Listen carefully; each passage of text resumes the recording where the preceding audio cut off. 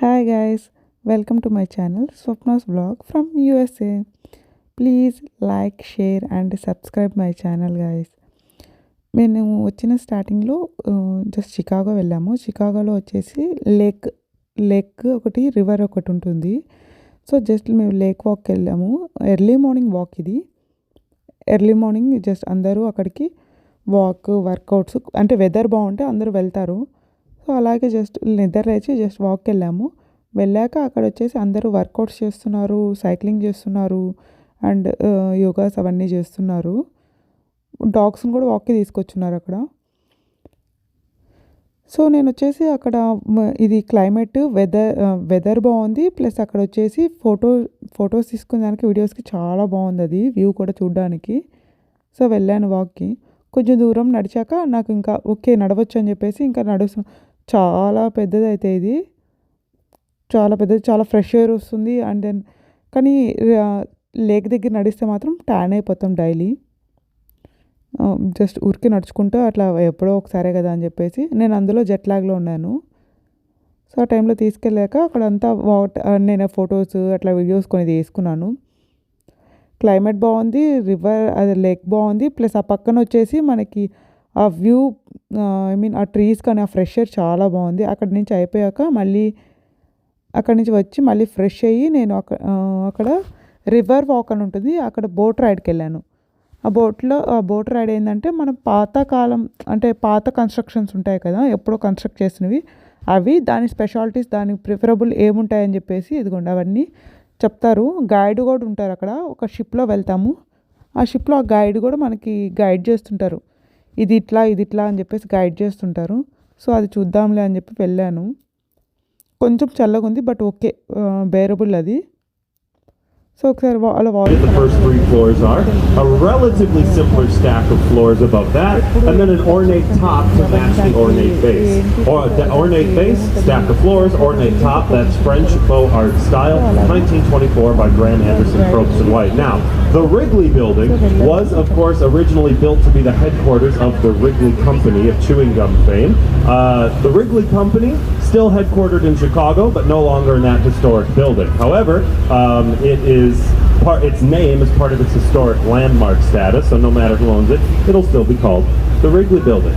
Okay, in front of us on the right side of the river, towering. Look here on the left, ahead of us on the left, there is this glass tower with the concrete framing all the way up the top of it there with the pointy roof. That's 7. Now, here on the right, this dark steel rectangular tower is the American Medical Association Plaza, 1973 by Ludwig Mies van der Rohe. It's in international style architecture, pioneered by Mies van der Rohe. International style defined with dark steel, rectangular patterns, minimal ornamentation. You see, Mies van der Rohe's philosophy was that architects should focus on making the insides useful in a building as opposed to focusing on making the outsides ornate. Now here's the thing, Mies van der Rohe was a professor. Not all his students liked rectangles nearly as much. Ahead on the right, those two circular towers were actually by a student of Mies van der Rohe. Those two circular towers ahead of us on the right are Marina City. Marina City is from 1968 by Bertrand Goldberg. Goldberg was inspired by nature. He said there are no right angles in nature. He wanted to build what he viewed as more natural. Now, after this bridge on the right, this is a little tricky, so pay attention because I want you to notice it, but it's difficult to point out. If you look to the right closely, you might be able to spot a stone building here. Chicago, but the Frenchmen never knew what it meant. Chicago translates to the place of bad smells. This is because in those days, the river flowed through the natural terrain here, which was a low-lying. After this bridge on the right, we're going to move on, is this brown building here. Two towers connected by a lower floor between, here on the right. That is the Chicago Mercantile Exchange Center. You'll see it's labeled for your convenience. 6, designed by Fujikawa and Johnson. It is home of the seal today, which is the world's largest derivatives exchange by value of assets traded in it. Derivatives exchange, some type of financial trading entity. I don't know more about that either. I'm also the classical column shape shapes around it, so mixing past with present.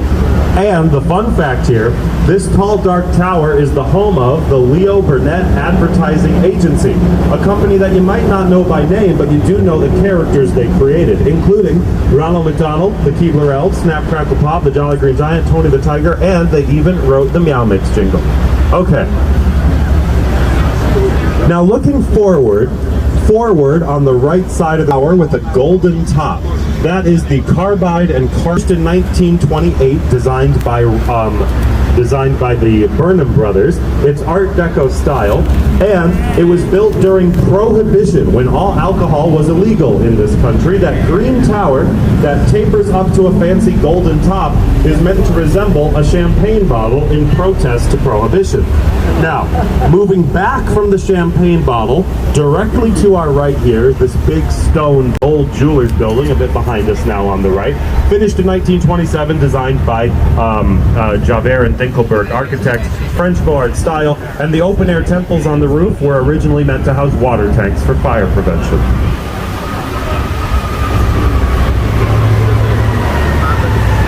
Okay. On our right side, this tall, skinny building is the Mather Tower, 1929 by Riddle and Riddle.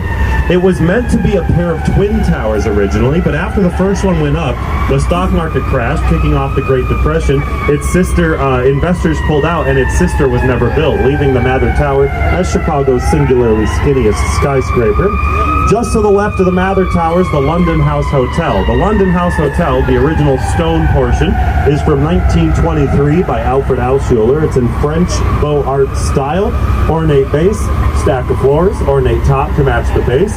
Now, in addition, the London House stands in the location where in 1803 a wooden fort was built, Fort Dearborn. Fort Dearborn was the United States government's first presence in this area, built right there where the London House stands today, in what was at the time a forested swamp on the shores of Lake Michigan. Now, Fort Dearborn was the U.S.'s first presence here, but it wasn't the first structure.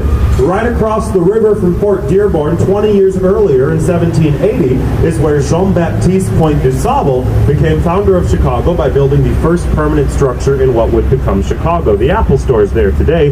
Du Sable was a French-speaking man of African descent. He came here in 1780 from Haiti to build a log cabin trading post, knowing that at the time this was the frontier of French-controlled North America. So, Du Sable's post on the left, Fort Dearborn on the right where Michigan Avenue crosses the river, is where Chicago began in what was a forested marsh on the shores of Lake Michigan 240 years ago.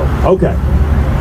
Back to last view అయిపోయిన తర్వాత మనం అక్కడి నుంచి అవి మొత్తం ఆ బోట్లో మొత్తం చూపించేసి అయిపోయిన తర్వాత అక్కడి నుంచి మేము అక్కడ కొన్ని పిక్స్ అవన్నీ లాస్ట్ ఎండ్లో, అవి రివర్కి ఎండ్లో ఉంటుంది ఇది. సో అయిపోయాక అక్కడి నుంచి మేము వచ్చేసి జస్ట్ వాక్ చేసుకుంటూ వెళ్ళి భీమ్ అనేది ఒకటి ఉంటుంది అక్కడ, ఆ భీమ్ దగ్గరికి వెళ్ళాము. అక్కడ కొన్ని ఫొటోస్ కొన్ని వీడియోస్ తీసుకుంటూ అలాగా ఇంకా మేము రోడ్డు మీద జస్ట్ పక్కనే దానికి వాకబుల్లో ఉంటుంది. అక్కడ అయిపోగానే తినేసి ఇంకా బ్యాక్ అయిపోయాము. రోడ్స్ ఆ బిల్డింగ్స్, ఆ వెదర్ బాగుంది.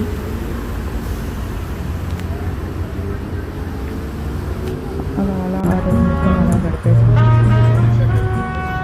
అందులో అది వీకెండ్ కదా, సో అందుకని రోడ్స్ ఏమో ఖాళీ ఉన్నాయి, అక్కడేమో పెట్టారు.